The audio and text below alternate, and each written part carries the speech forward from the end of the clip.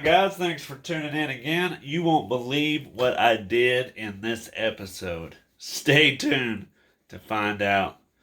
I've did this once before, but this was definitely an epic fail. Keep watching.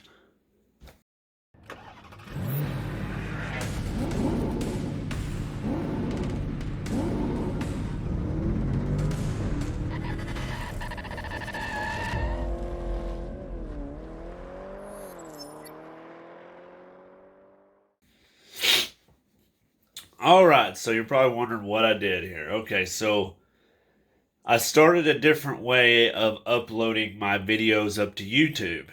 I don't know if y'all have noticed, but I've been doing the whole Premiere thing.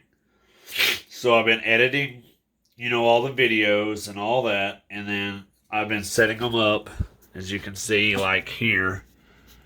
You see how I got these premieres and they're scheduled. Like this one's for the 30th. This one's for the 4th. This one I've been doing, Mondays and Fridays.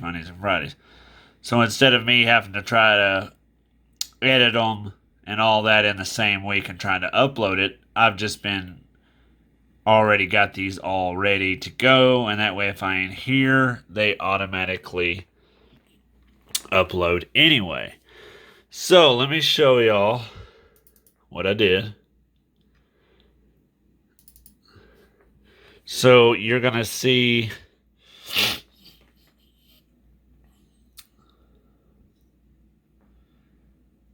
this file here that says bigger radiator finally, and see the date.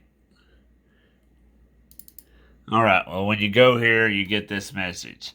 Some fields in your project have been moved or are missing. Please select the fields from the list below and relocate them. So as you can see here, all this footage that I had is gone. I accidentally thought I had already... So basically, this is my mistake. I thought I'd already uploaded this to YouTube as a premiere. I thought it was already in here. So normally when I've already got that far and it's up in here, I just delete all the files, the separate files to make the video in my file space on the hard drive. I had thought I'd already got it in here and it was already uploaded up because I had quite a bit going at that time when I made this one. Well, I realized the other day that it wasn't in this list of this Premiere's videos here. So I'm like, oh crap, what happened here? So I went back and looked, and of course, I went to the process file on the Filmora, and I already knew that I had deleted all the little small files to make up this one video, and I was like, oh man, no way. I had deleted all the footage, and I pulled it straight from my phone because I've been using my phone now, and I've been sending it straight to the computer, so there was no backup. It's basically all gone of me changing out the radiator. I got a bigger radiator finally for the General. The footage on me driving it around and showing y'all that, it's a lot cooler now. It's great. So yeah, I lost all the footage. Basically all I got is one still photo and a couple of still photos of the temperature gauge of, the different comparison between the radiator. So yeah, that's what I ended up doing there, which kind of sucks because that was a pretty good video. But I'll go out there now and I'll show y'all kind of what it looks like installed. You won't be able to see the process of me installing it, of course, my mistake. But you'll get to see what it looks like. It runs probably 10 to 20 degrees difference now. I haven't had any issues now with it getting hot like it was before when I sat in traffic. So we're golden there. So let me take y'all outside into the general engine bay and show y'all what it looks like. And then I'll put a still photo at the end to show y'all kind of the comparison of the difference in the radiator sizes.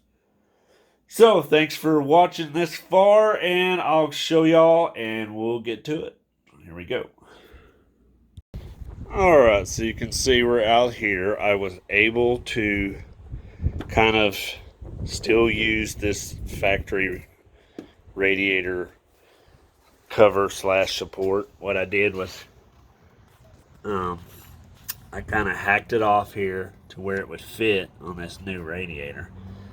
You can see this radiator, it came all the way to almost as far as she could go.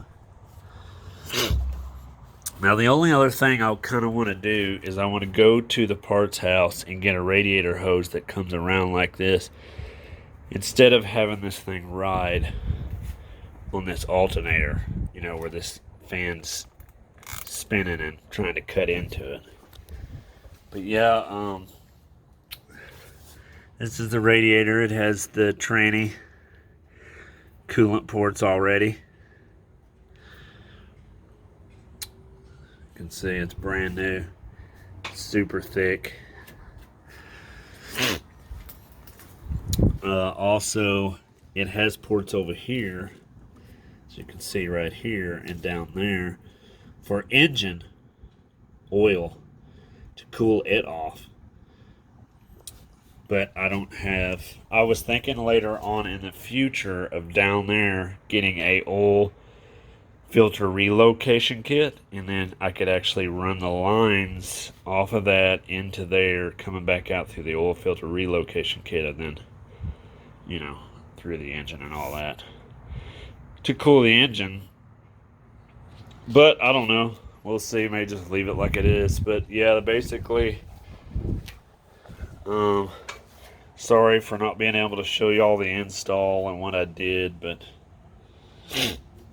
this is how she turned out. Now you notice I don't really have a kind of a shroud here with these two fans. I'm gonna make one later to go around in here and cover that up.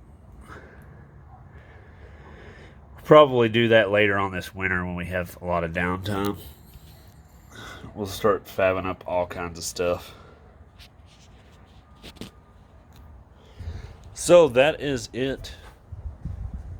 That is pretty much it right there. I'll show you all some stills at the end. Thanks for tuning in, and always keep it simple, keep it sweet.